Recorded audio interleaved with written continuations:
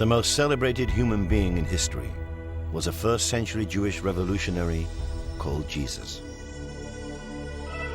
To his followers, he was the Son of God, with miraculous powers to walk on water, heal the sick, and even bring people back from the dead. According to them, he gave his life to save mankind. He was crucified and died. But on the third day, he rose from the dead and ascended into heaven. But throughout history, people have responded differently to this story.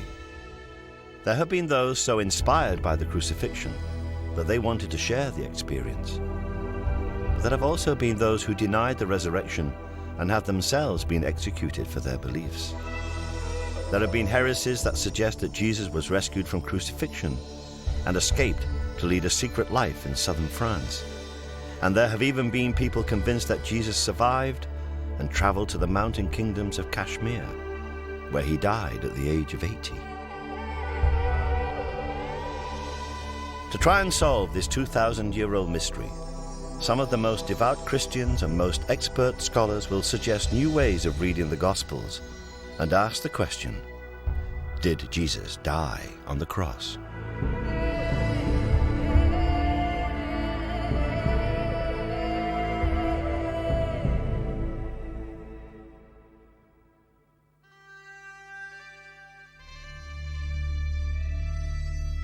Jesus Christ was executed because he was a fundamentalist Jewish agitator in a country only precariously occupied by the Roman Empire. But he inspired a religion that has spread across the whole globe. He did this partly through his teaching and through his life and death. But most of all, he became the inspiration for millions because his followers believed that he had risen from the dead. Christianity is based upon the resurrection of Christ and upon the concept of the gospel truth. To question one is to question the other. Throughout history, the Church has treated these questions as heresy and persecuted those who asked them. But 2,000 years after the events, many modern scholars and theologians, and even some who are training for the priesthood, now seem to doubt the historical accuracy of the Gospels, and even the literal truth of the idea that Jesus rose from the dead. Recently, I was teaching a graduate class, and 4 of the members of the graduate seminar are studying to be priests and ministers. And I asked them, do you believe this about the resurrection? And one of them, startled, said, well, no, but that's a secret.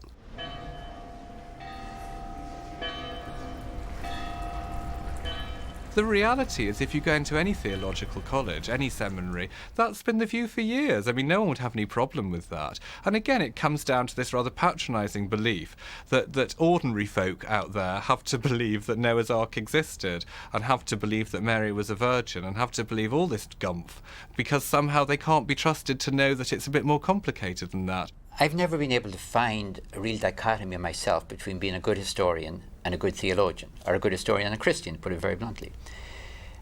I do not believe that gods and goddesses or anyone ever comes down from heaven and produces divine babies. I don't believe it actually happens. Nor do I think that Jesus, in a literal sense, went up to heaven to take his place at the right hand of God. But how has it happened that so many Christian theologians have managed to interpret the Bible in ways that would once have been seen as heretical? The most obvious reasons can actually be found in the original text themselves, in the 4 Gospels. I think all the gospel stories or the gospel accounts, they're something that's handed to us from childhood, really. So as we're sitting in our primary schools, we're told that it was Matthew, Mark, Luke and John, and they were 4 apostles, and Jesus did this and Jesus did that, and we see the pictures. And to a certain extent, we're not encouraged to question beyond that. It's presented as a narrative. It's presented as a storyline that actually happened. And I think for a lot of people, their belief never goes further than that. They simply remember these stories, and that's what happened. And I think the problem is, for individuals, when you start moving beyond that and try to work out what exactly the Gospels are. Almost all we currently think we know about Jesus comes from the 4 Gospels: Matthew, Mark, Luke and John. Even if they were the authors, Matthew and John were the only evangelists who were members of the 12 disciples, and therefore could have been witnesses to the events. Luke was a physician and a companion of St. Paul, and Mark was an interpreter who probably worked with St. Peter in Rome, and some say he may even have been St. Peter's son. These 4 Gospels were all apparently written between 40 and 100 years after the crucifixion. And the fact is that although we know them by those 4 names, modern biblical scholars cannot be absolutely sure who really wrote them. Originally, all these Gospels circulated anonymously. There were no names attached to them until almost 200. And the Christian theologian who came up with the idea of having a New Testament was roundly condemned as a heretic. I mean, I grew up Catholic, and we were always told not to read the Bible. It was dangerous. The priest would tell us what the Bible said. So we begin our Mass by thinking of the times when we've been unfaithful to the Lord, and we ask for his forgiveness. The reason that the priest would tell us what the Bible said is that the original texts are full of inconsistencies. Jesus said to them, "How many loaves have you?" 7, they said, "and a few small fish." For example, did Jesus feed 5,000 people with 5 loaves and 2 fishes, or 4,000 people with 7 loaves and a few small fish? Or did he, as is recorded in the Gospel of Matthew, do both of those things? They all ate as much as they wanted. So historically, how reliable can the Gospels be? One story on which they are all clear, concise, and more or less agree is the story of the crucifixion. This is the Gospel of the Lord.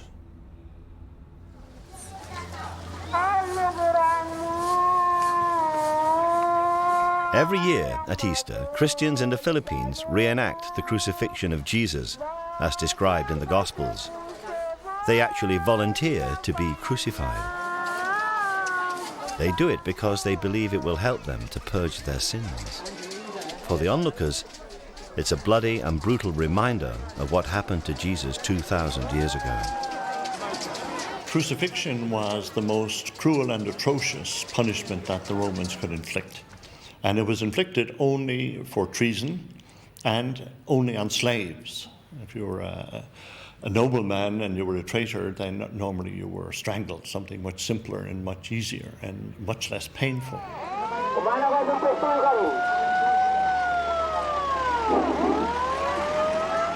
After condemnation, the cross beam, was strapped to the shoulders of the criminal, and he paraded through the streets with his arms stretched out.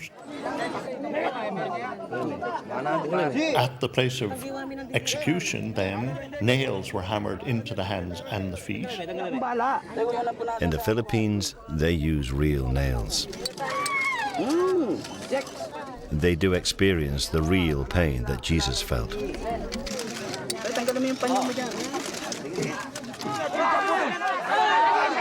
In fact, a man nailed to the cross does not die from his wounds. He dies, surprisingly, from suffocation. Hanging just by your arms from a cross, your chest is compressed. It's hard to breathe without supporting your body weight on your legs. Over time, the strain on the legs and the pain make that impossible, and you are unable to breathe. In the Philippines, the volunteers are brought down from their crosses within an hour. Death from crucifixion takes much longer, often several days. The only way to hasten death on the cross was to break the legs, making it immediately impossible to support your weight, and therefore to breathe. But the Gospels are all agreed that Jesus died after only 3 to 6 hours. The crucifixion began at the 3rd hour. And it was the 3rd hour, and they crucified him.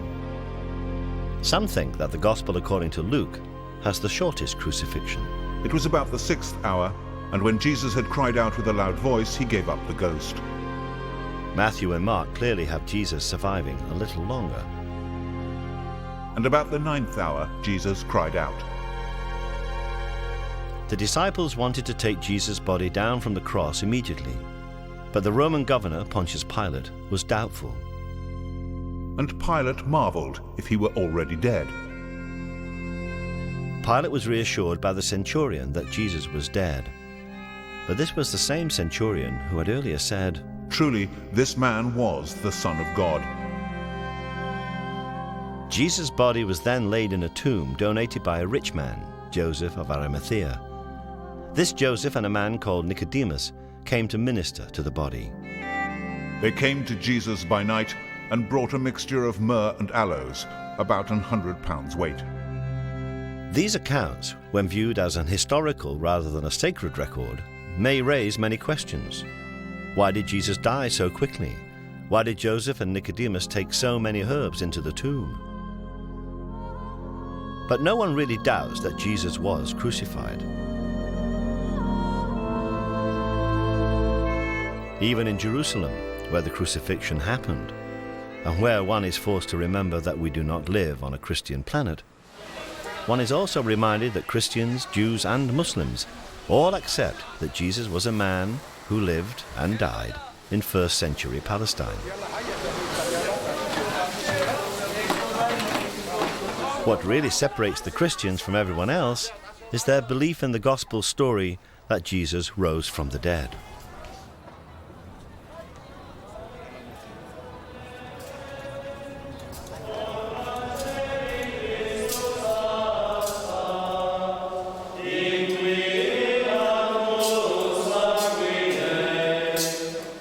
This is the Church of the Holy Sepulchre, built upon what was supposed to be the tomb in which Jesus was laid after the crucifixion. This, according to devout Christians, is the exact site of the resurrection. And if anything can be described as the cornerstone of the Christian faith, it is the resurrection of Jesus. If you take away the resurrection, what you're saying is that Jesus was a Messiah who said some really interesting things, and some things that we might all want to copy, and then he died. And so, therefore, he has no greater significance than that. I think any ancient historian has to look very hard at the question, why did Christianity begin and why did it take the shape it did? And when you're trying to look at why that happened, all the early Christians for whom we have evidence say, well, it happened because of who Jesus was, but particularly because he was raised from the dead. Gloria Patri et Filio et Spiritui Sancto. The resurrection of Jesus, as far as all the Christian churches are concerned, is absolutely fundamental to the faith. There's no question, in my mind, that it's ever going to be changed. But while the resurrection may be fundamental to the faith, the gospel accounts of it, unlike those of the crucifixion, are full of inconsistencies and curious contradictions. When we read the resurrection narratives, it's like reading 4 different reports of the same football game in 4 rather different newspapers. And the fact that actually there may be some disagreement about whether it was a foul or not doesn't mean that there wasn't a game and that somebody didn't win it and so on. If one of them says there were 2 angels and another one says there was 1 angel, if one of them says Mary Magdalene was there all by herself and somebody else says Mary Magdalene was there with 1 or 2 other women, then these are the sorts of variations that you expect to get, like the different newspaper reports of the football match. And they're not something that should worry you to the point of saying, therefore nothing happened. That would be quite a false conclusion. But the Gospels do not just disagree about the number of angels or how many women arrived at the tomb.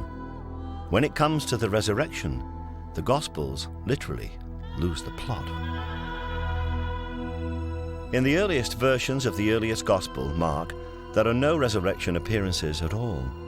The Gospel simply ends with the discovery of an empty tomb. The last verses of Mark, which do contain resurrection stories, were added 200 years later. Matthew and Luke do have resurrection appearances, but they don't agree about the details. In Matthew, Jesus meets the women near the tomb and then meets his disciples just one time, and that is on a mountain in Galilee.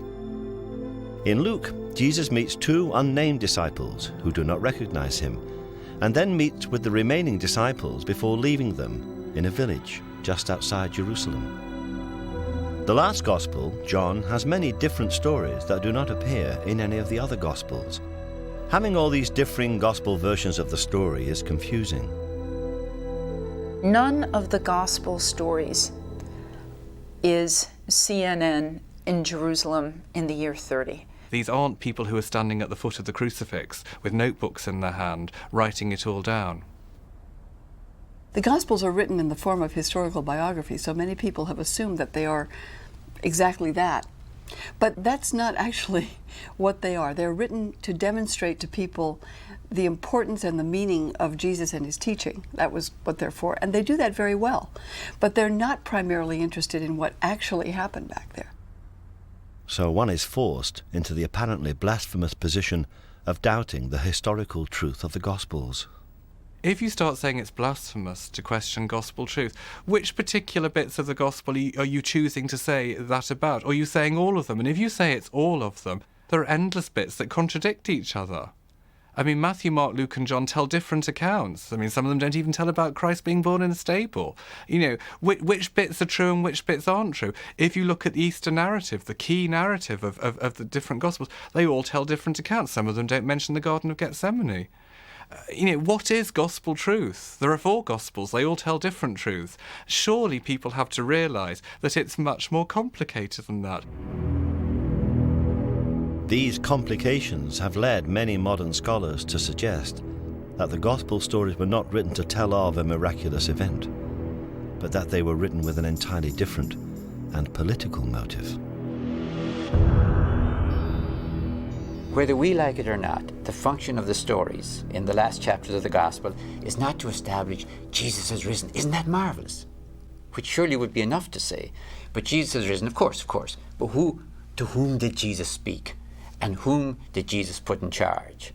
Insisting that Jesus literally rose from the grave and was seen by a few people who knew him after he died is a way of restricting the experience of resurrection to a very few people, and therefore maintaining the authority of the group within that group. You have competing leadership accounts using apparitions or empty tombs to establish who's in charge here or who's in charge there. That's their function, that's their purpose. So Peter is said to be the first witness of the resurrection. To this day, of course, for example, the Pope of the Roman Catholic Church claims to be the descendant of St. Peter and authorized, by an unbroken chain of ordination from Peter. That is, the resurrection is taken to be validation in many cases of the authority of the churches. Some scholars go so far as to suggest that the story of the resurrection was created not only to give authority to the church, but also as an extraordinary psychological tool to bring in new converts. If it hadn't been for the resurrection of Jesus and his rising from the dead, victorious from the dead, we wouldn't be celebrating Christmas. It's a bit like when you go into the army. The first thing we want is to take over your body. So symbolically, let's say we're going to shave all your hair. As long as you give in on this, we got you. We got your body, which is what we want. In one sense, sometimes the churches, some churches at least, do the same. We're going to tell you something unbelievable that you got to believe. If you believe it, then you will believe that they alone control heaven, that without them you cannot get into heaven, and then they've got you. You've left your brains in the parking lot. That's a statement that may be offensive to many Christians. It would certainly be offensive to the worshippers at the Toronto Airport Church, who take their belief in the literal truth of the resurrection of Jesus very seriously indeed. Well, I hear this singing in the streets now. Jesus is alive. All creation shouts aloud that Jesus is alive. For these Christians, the risen Christ is an active part of the church, and they believe that in 1994, Jesus blessed their church with a miraculous healing mission. In the Spirit for 1 minute. Since then, thousands of churches around the world have claimed to be touched by what has become known as the Toronto blessing. 1 minute. Bless you, man. Oh, blessed. Okay, blessing means everything that God has to give.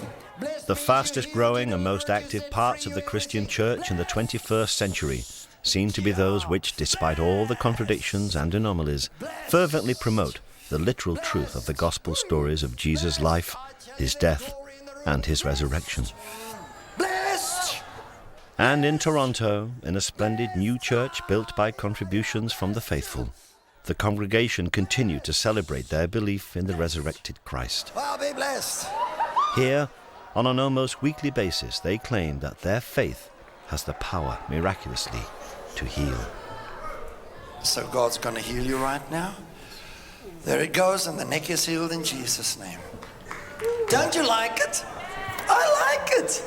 Bless you, brother.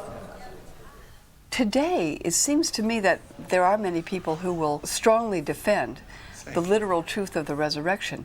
Many others believe that perhaps, those who die may be alive in some way, that Jesus who died might be in some sense alive, whatever one means by that. And there are many others who take it as an image of hope, because after all, talking about the resurrection of Jesus has a great deal to do with what we think about life after death, or for that matter, our own prospects. But the problem for the church in the 21st century, in a technological and secular age, is that people find it harder and harder to believe in the literal truth of any of the miracles, let alone the miracle of the resurrection. Since the 18th century, we've lived in a climate where people have distinguished between faith and belief. So the whole effect of science on religion really has been to throw religion back, to prove what we can believe in. But week in and week out, congregations gather in Christian churches and recite together an ancient creed. From the Latin word credo, meaning I believe. We believe in one God, the Father, the Almighty. We believe in one God, the Father, the Almighty. For our sake. At the climax of the creed, all Christians affirm their belief in the resurrection. He suffered death and was buried. On the third day he rose again. In accordance with the Scriptures. He ascended into heaven and is seated at the right hand of the Father. He will come again in glory to judge the living and the dead. But whatever is said in church, many modern Christian theologians no longer consider the resurrection to be an historical fact. And it's not just a 21st century problem, that there are differences between what the church wants us to believe and what people actually do believe. Look for the resurrection of the dead. 1,000 years ago, a group of devout Christians also held unorthodox views. There have certainly down the ages been people within the bosom of Christianity who have had problems with the whole idea of resurrection and Christ's death and resurrection. If you look at the Cathars believed that the world was the creation of the devil, that it was irredeemably evil, everything about it was bad. So therefore they had great difficulty with believing the idea that Jesus would come here as a man anyway. Why would he want to come to this terrible place? But what they certainly had a problem with, why on earth would he be resurrected? Why would he want to come back to this earth? The church was so appalled by what it saw as this terrible blasphemy about the resurrection that they created the Inquisition. Off it went to the Cathars to the south of France, and it gouged out their eyes, it stretched them on racks, it burnt villages, it cut limbs off, and simply because it couldn't bear to hear people questioning these unquestionable truths as far as it was concerned. In 1244, the last 200 of the Cathars were rounded up and burned at the stake as heretics. The Inquisition went on to spend 300 years suppressing anyone who questioned either the concept of gospel truth or the historical accuracy of the resurrection.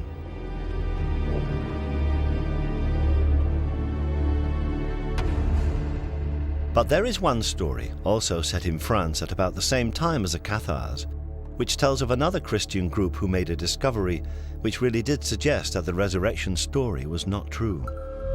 And what they did was to hide the evidence. In the 13th century, this whole area was a stronghold of the Knights Templar, a strict military and religious order of warrior monks. Local historian Thierry Lecomte has spent the last 12 years uncovering the history of the Knights Templar in this region. Les Templiers, ils seraient venus dans la région parce qu'il y a des traces, notamment campagne, en revenant par ici, du côté de Serres, on a des traces. En bas derrière, en bas du château de Blanchefort, il y a des ruines de Favy, qui serait une ancienne commanderie templière.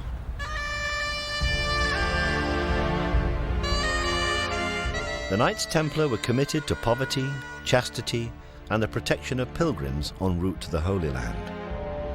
But their main purpose was to keep Jerusalem and the holy sites of Christianity free from the forces of Islam.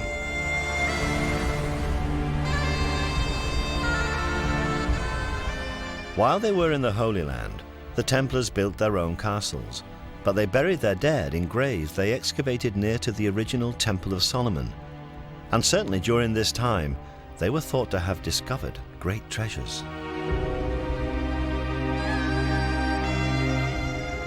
Eventually the Templars were forced to leave the Holy Land in 1186. They returned to France. Certainly the Templars remained powerful, rich, and incredibly secretive.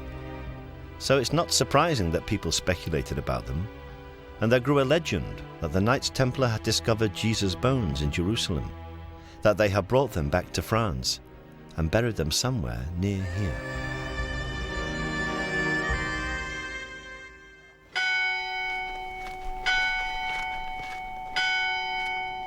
In the last 200 years, the search has focused on a small church in the village of Rennes-le-Château.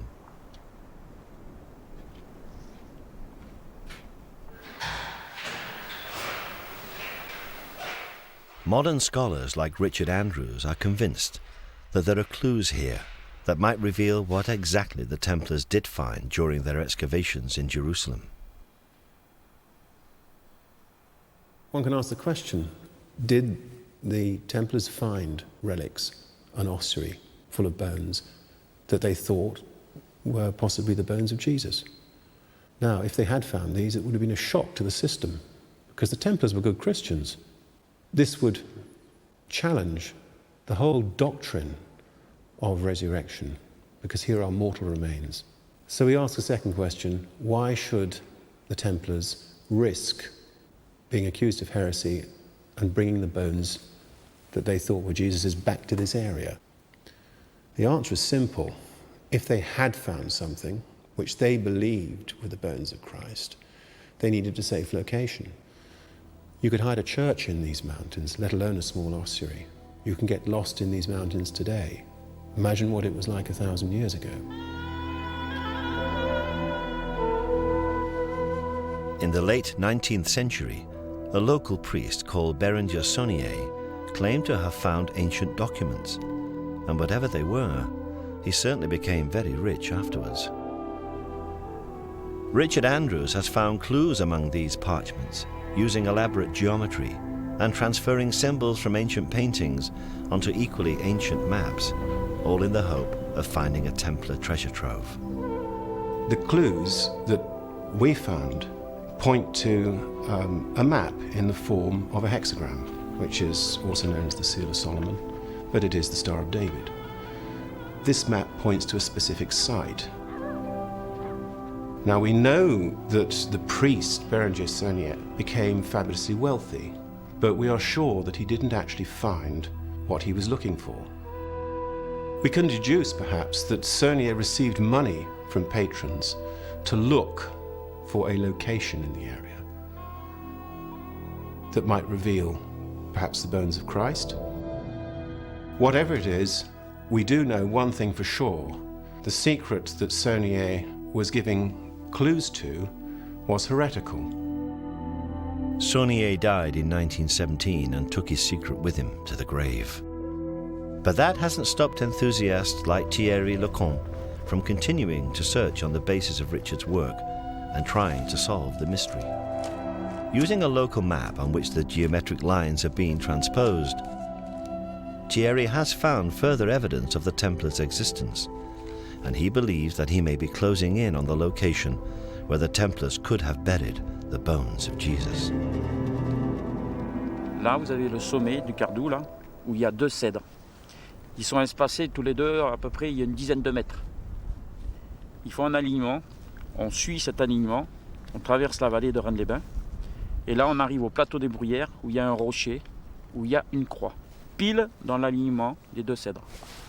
J'ai traversé la boussole, j'ai mis beaucoup de temps, puis beaucoup d'échecs avant d'arriver au but, mais j'étais persuadé qu'il y avait effectivement quelque chose, soit un cèdre ou une croix. Donc j'ai trouvé une croix.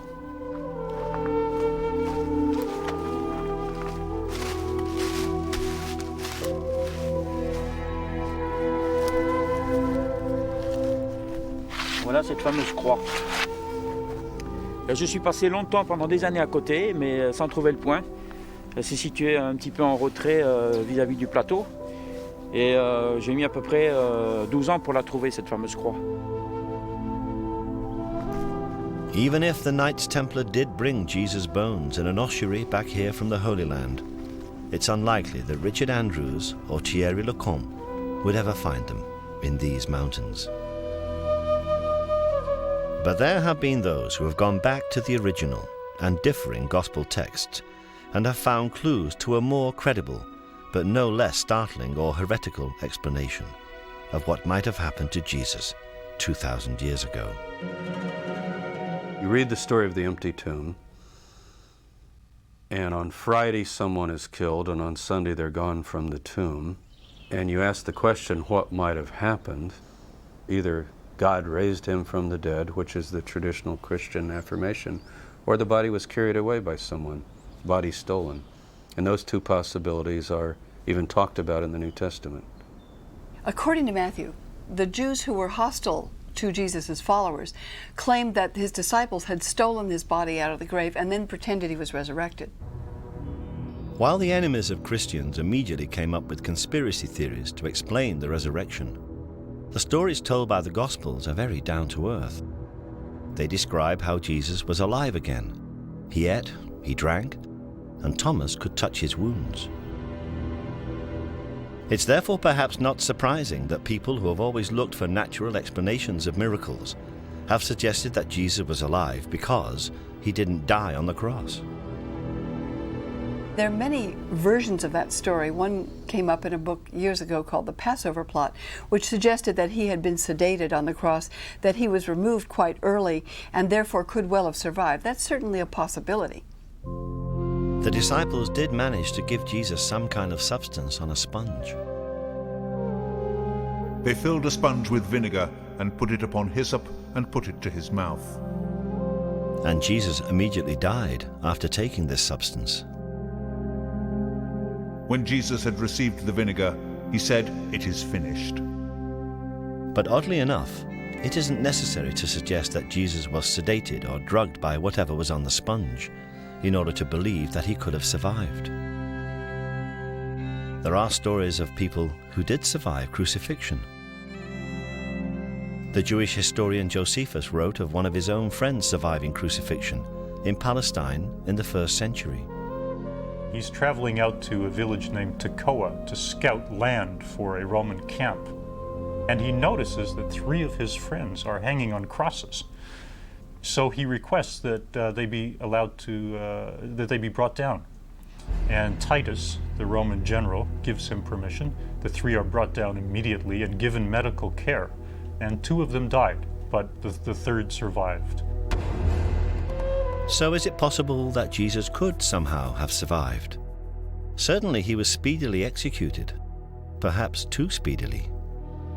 When you look at the story of Jesus and how he was executed by the Romans, he's on the cross for 6 hours. The assumption is that he's dead. The Roman soldiers check the body. There were 2 others crucified according to the gospel accounts. And they broke the legs of those to hasten their death because the Sabbath day was coming. When they came to Jesus, they said he's already dead. Presumably, his body's motionless, he's quit breathing. They then prepare the body and put him in a tomb. And presumably it's sealed up and he's dead for all practical purposes. The question, though, is he clinically dead? The question of clinical death is certainly raised by the fact that the herbs Joseph of Arimathea took into the tomb with the body of Jesus were aloes. These are healing, not embalming herbs. So could it be that Jesus was resuscitated in the tomb? A lot of modern people, I think, confuse the term resurrection with life after death. Resurrection is a Hebrew idea, and it's the notion that someone is in the world of the dead, which the Hebrews call Sheol, and they have their body's been buried, and they resuscitate, or they come back. A term we might use today would be resuscitation more than resurrection. It would actually get the idea. We do have stories, both from the modern world and from the ancient world, where people appear to be dead, and for all practical purposes they are dead. That is, they're not responding to the outside world, but then they do, in fact, revive or come back. We call it resuscitation, but if you want to press the language, that would be resurrection. Whatever actually happened, the different gospel stories do all agree that the disciples saw Jesus as if he were alive. But if Jesus survived, it doesn't necessarily mean that the resurrection was a hoax or a deliberate falsehood. At the end of the 19th century, the English writer Samuel Butler, in his book on the resurrection, came up with the theory that if Jesus had collapsed in a shock-induced coma on the cross and then recovered, he and the disciples would actually have believed his recovery was a miraculous resurrection. That still has great credibility if you see it in the light, for instance, of more contemporary developments. Look at the near-death experience in the United States. Something like 13 million people in the United States say they've had near-death experiences. They've seen this white light. They believe it to be some form of miracle. So the idea that in the first century, when they had none of this scientific insight and they had none of these hospitals or whatever to save them, that people thought it, actually makes a lot of sense. Doesn't make them fraudsters or shysters, it actually makes them genuine people who thought they'd witnessed a miracle. Whatever the circumstances, if Jesus was alive, then he and his disciples face a serious problem. If Jesus was placed in the tomb and somehow was revived, he himself would certainly think that was an act of the grace of God. I came right to the bars of death and was brought back. But now there's a practical problem. It's a political problem, actually. Romans basically do one thing to messiahs. They crucify them. It is clear that either through resurrection or resuscitation, Jesus did survive the crucifixion. But he faces a problem. He's a condemned man. The Bible is said to solve this problem with a miracle called the Ascension. Jesus is taken bodily into heaven. But the original texts are even more confused when it comes to the Ascension than they were about the resurrection. The Ascension does not actually appear in the original form of any of the Gospels. The Ascension references in Mark are among the verses which, as we have seen, were added 200 years after the events. There is one line in Luke which reads, "and was carried up into heaven." But again, this doesn't appear in all Bibles. It was in fact inserted simply because the Ascension is referred to in a later book of the Bible, the Acts of the Apostles, and it's always been assumed that Luke was the author of Acts. There's no Ascension in Matthew, and John's Gospel ends with the enigmatic words, "And there are also many other things which Jesus did, the which, if they should be written every one, I suppose that even the world itself could not contain the books that would be written." So what were the many other things that Jesus did? One of the stories that emerges from this question depends upon another heretical idea, that Jesus' relationship with Mary Magdalene was a very special one, perhaps even a sexual one. If you read John's Gospel, the first person who saw the risen Christ, i.e. the first Christian, was Mary Magdalene. So I think when the church tries to sideline the idea that Jesus had relationships with women, that he had close relationships with women, it's laughable, really. I mean, it's part of this problem that they always say that that the thing that non-believers find hardest about Jesus was his divinity, and the thing that Christians always find hardest about Jesus was his humanity. I mean, he was a man. I'm perfectly happy with the concept that Jesus had a relationship with Mary Magdalene, that it was long and important and, was one of the dominant things in his life. He was human. Some historians go even further and suggest that Jesus and Mary might have married, and that they might even have had children. So if we are trying to find out where Jesus could have gone, perhaps we should start by finding out where Mary went.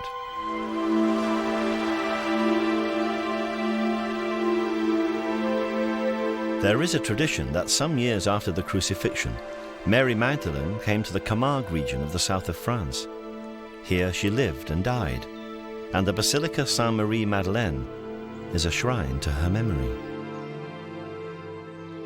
This was the centre of what became known as the cult of the Magdalene. The cult of the Magdalene was very powerful in France up until the Middle Ages. The faithful wanted to believe in a mother figure, and the church were very anxious that they should not believe in Mary Magdalene as having been a mother figure for obvious reasons, which were that she might have been the spouse of Christ, that she might have had his child, that she might have produced a bloodline.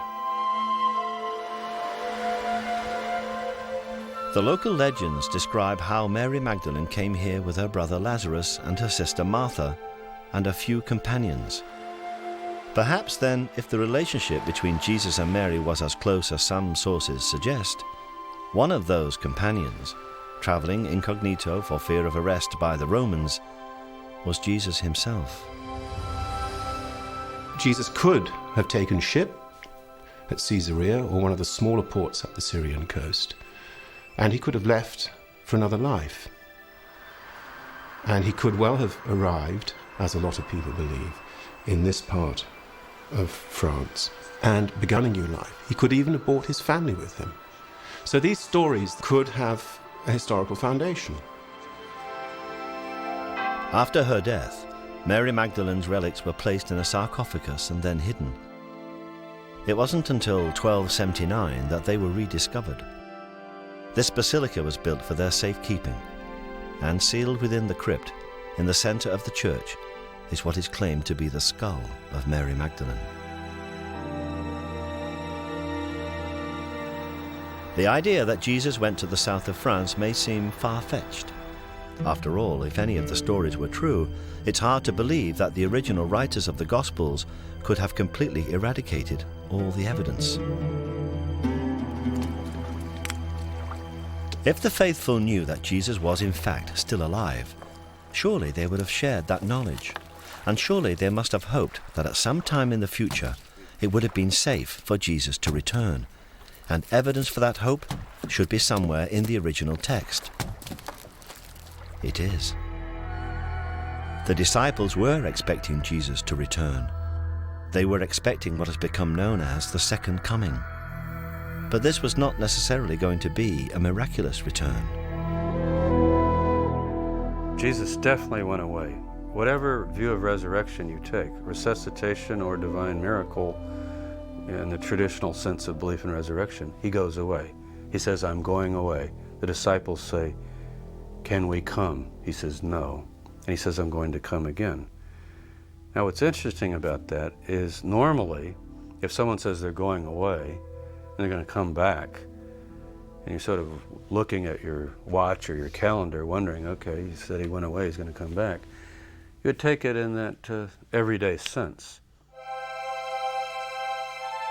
The concept of a heavenly second coming with Jesus returning on the Day of Judgment was only created after it became clear that he had not returned in that everyday sense. That key Christian idea of the second coming, that Jesus having come once and died and risen from the dead will come again, is very much a distinctive Christian idea.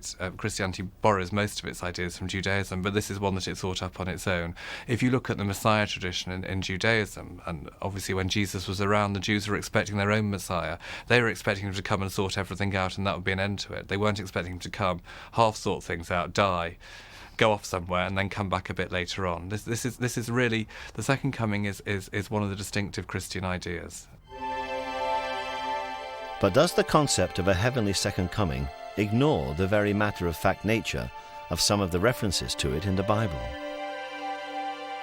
A lot of those references to Jesus coming back might in fact be taken more in an everyday sense of someone going away to accomplish a certain mission and then planning to return when that mission was accomplished.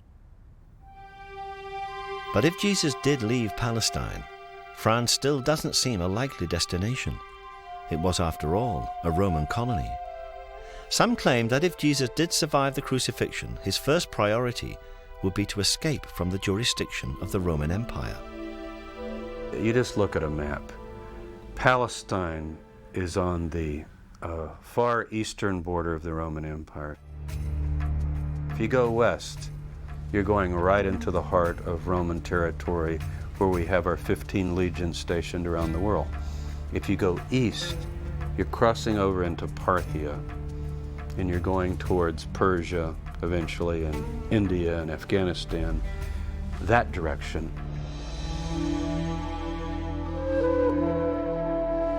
And if Jesus thought he was the Jewish Messiah, there was another reason why he might have traveled east.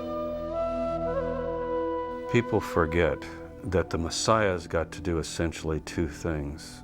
Everyone remembers he's got to bring world peace and justice and defeat evil. That's all the way through the prophets. When the Messiah comes, he's the Prince of Peace. But the other huge task is he's got to gather all the scattered tribes of Israel back to the land of Israel. Now, this takes a bit of explaining, but it's not too complicated.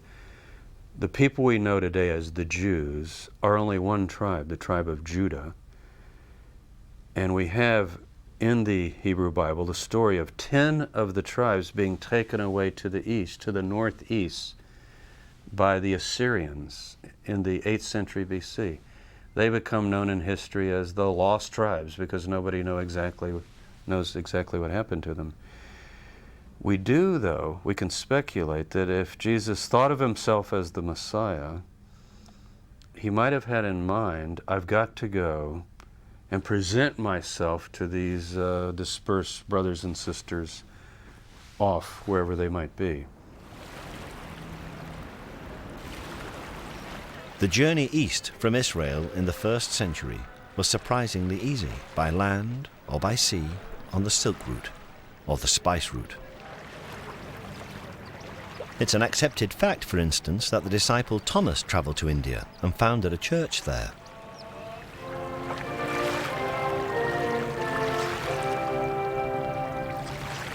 The great tradition of the Indian church is that it was founded by Thomas the Apostle. To travel to India would be no problem. He just had to go down to Gaza and link up with one of the spice trains returning, and then from Yemen get a boat to India. It would have been a very simple, easy procedure that was done regularly. And there's another reason Jesus might have been tempted to travel east. But to understand that, we have to go back to the year of his birth. We all recognize the story in Matthew's Gospel of the 3 wise men who followed a star and presented themselves and their gifts to the baby Jesus. What we perhaps don't recognize immediately is the similarity between this story and the traditions of a religion that is 500 years older than Christianity, Buddhism.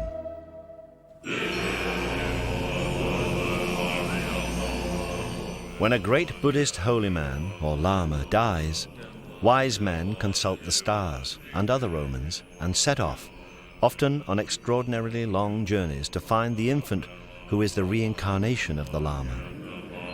When the child is old enough, he is taken away from his parents and educated in the Buddhist faith. Could this be the origin of the story of the 3 wise men? Could Jesus have been taken to India as a child and taught to be a Buddhist?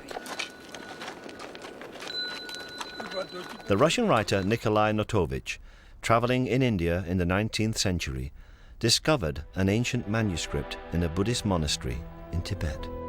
In his book, The Unknown Life of Jesus Christ, Notovich translated this manuscript, and it tells of a divine child called Isa, born in the 1st century to a poor family in Israel. Isa came to India at the age of 14, where he learned the laws of Buddhism before returning to Israel at the age of 29. This idea would certainly explain the otherwise odd fact that from the age of 14 to 29, there is absolutely no record of Jesus' existence in Palestine. Certainly, the later teachings and miracles of Jesus have uncanny parallels with the teachings and miracles of the Buddha. Loving your enemies and the idea that the meek will inherit the earth have absolutely no tradition or precedent in Judaism, but they are entirely consistent with Buddhism. He cometh unto them, walking on the sea. He walks upon the water, without parting it, as if on solid ground. It is easier for a camel to go through the eye of a needle than for a rich man to enter the kingdom of God. Riches make a man greedy, and so are like a caravan, lurching down the road to hell. Lay up for yourselves treasure in heaven, where neither moth nor rust doth corrupt, and where thieves do not break through nor steal. Let the wise man do righteousness, a treasure that others cannot share, which no thief can steal, a treasure which doth not pass away.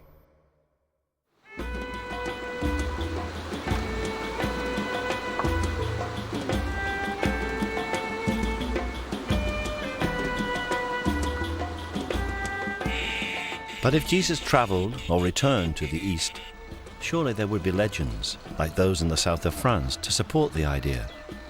And of course, there are such traditions. In fact, the people here in Kashmir call their tribe Ben-e Israel and claim to be descendants of the lost tribes. And here there are stories that in the 1st century, Isa, known locally as Yusasaf, meaning leader of the healed, returned to Kashmir in his 30s. Yusasaf's ministry here can easily be seen as a continuation of the Jesus ministry.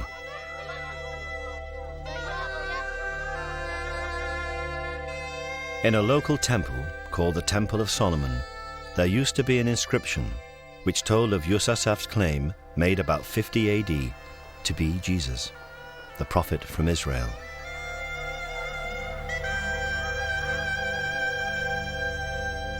तमाम कश्मीर की तारीखों में यही लिखा है कि ये बाहर से आया है, ये प्रॉफिट था, ये पैगंबर था और इस्राइल से आया, नस्बैन से अंदर बॉर्डर में आया है और फिर यही तबलीग कर रहा है। वही जीसस है, वही मसीह भी है, क्योंकि यूसुफ के माने हैं जो कोड़ी के मर्ज़ में हूँ उनको शिफा देने वाला, उनका इलाज करने वाला जो शिफा याब हुए, उसको यूसुफ के दूसरे माने हैं कि यूसुफ के दूसरे माने हैं जमा करने वाला। Yusasaf continued to teach and to preach in Kashmir until he died around the year 80 AD. He was buried in Srinagar.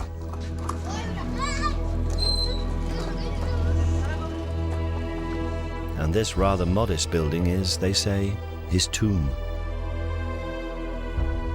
The first shrine erected around the site was built in 112 AD. In fact, it is now a shared gravesite. In the 15th century, the Islamic holy man Syed Nazir ud Din was also buried here. Although both the gravestones under the cloth point north-south in the Islamic tradition, the body of Yusasaf is buried beneath in a grave dug east-west in the Jewish tradition.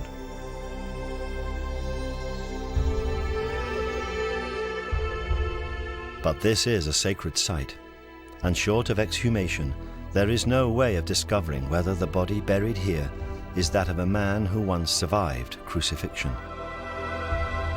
However, next to the sarcophagus are the carved footprints of Yusasaf, and they do have marks or scars on them.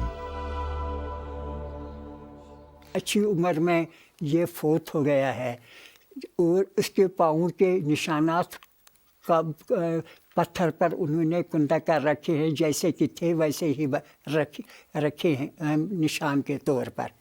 उनमें ज़ख्मों के निशानात बिल्कुल साफ नज़र आते हैं, जो सलीब पर चढ़ाने की वजह से उनके पाँव में ज़ख्म आए थे।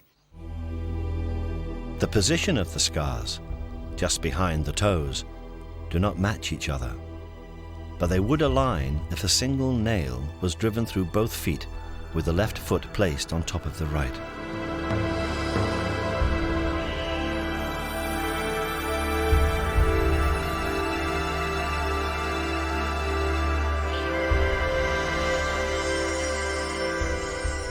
There are many who believe this to be the tomb of Jesus. If this is the tomb of Jesus, then he spent most of his life in the mountain kingdom of Kashmir. He did not die on the cross. There was no resurrection. He did not ascend into heaven, and he does not sit at the right hand of God. For many Christians, this would be the end of Christianity as we know it.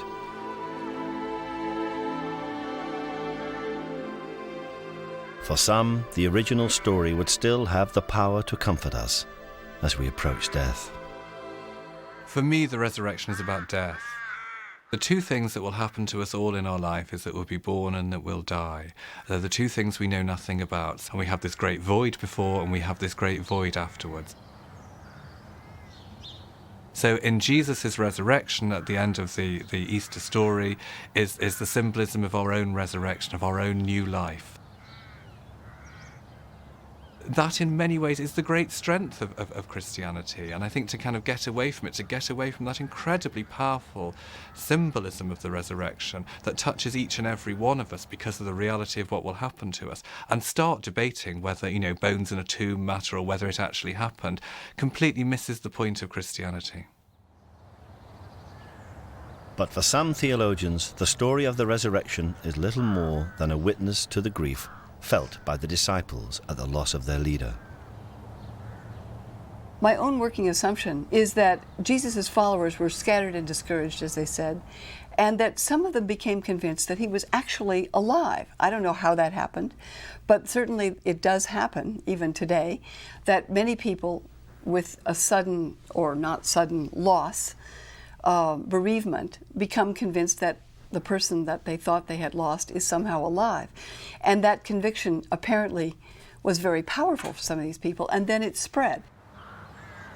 For others, the resurrection is purely a symbol of the continuing power of Jesus, summed up in the experience of the two disciples who had not recognized the risen Jesus until he broke bread with them.